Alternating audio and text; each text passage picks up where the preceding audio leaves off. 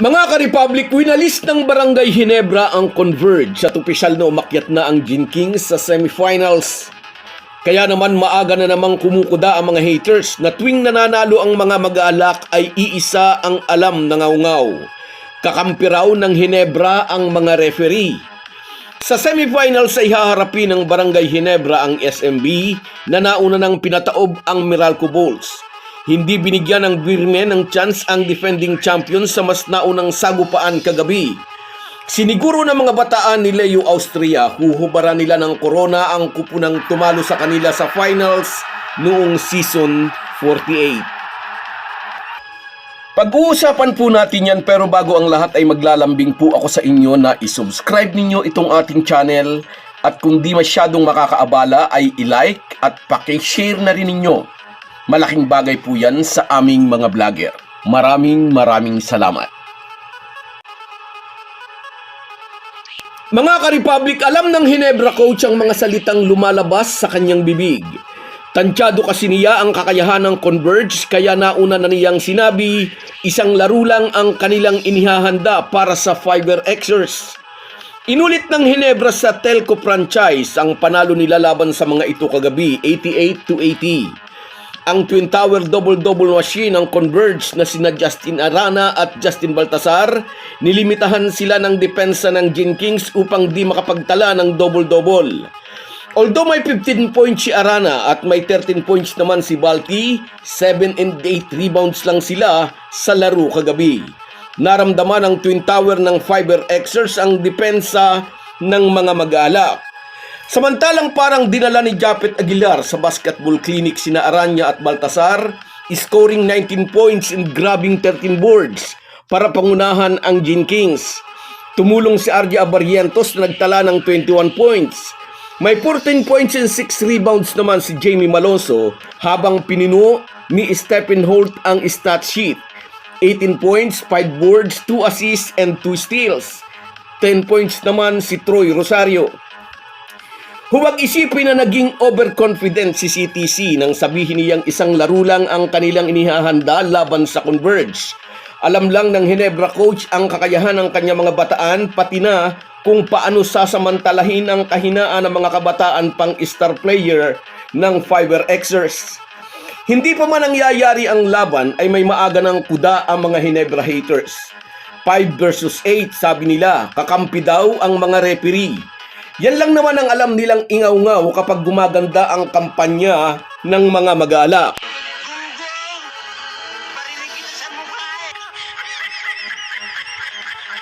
After ng game ay sinabi ng Ginebra coach, never nilang in-underestimate ang Converge. Talagang pinaghandaan nila ang mga ito. Hindi raw muna nila inisip kung sino ang makakalaban nila sa semifinals. Sinabi raw niya sa kanyang mga players, dapat muna nilang malampasan ang Converge bago sila mag-isip ng ibang bagay. At pagkatapos ng panalo nila kagabi, pwede na nilang isipin ang SMB.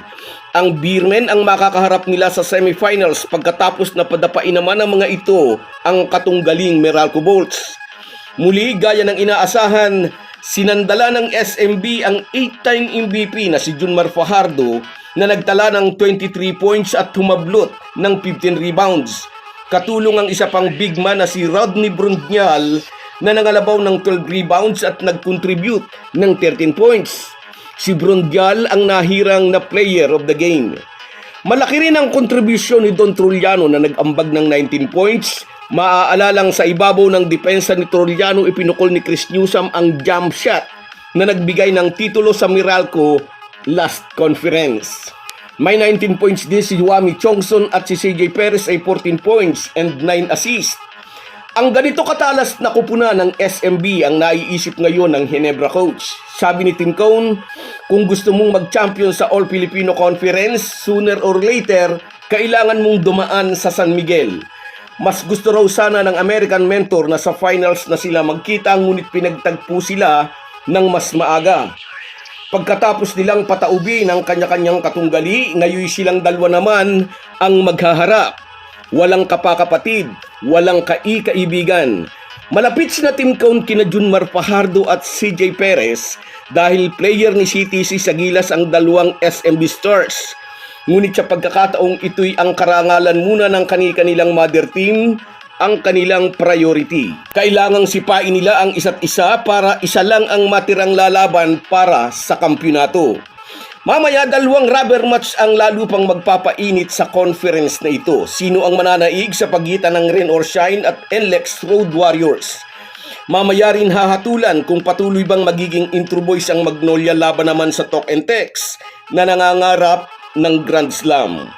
So guys, yan lang muna. Hanggang sa muli.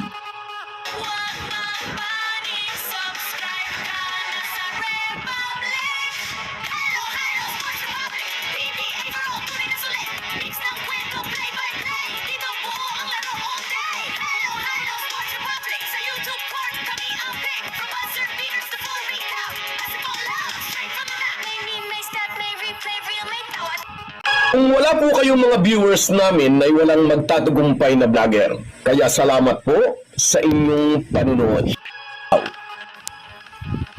Shoutout sa iyo, Reggie Jimenez. Tamang-tama, saktong-sakto ang sinabi mo. At sa iyo rin, shoutout, Merson Kabady Vlog mula dyan sa Oman. Ingat ka lagi dyan, kabayan.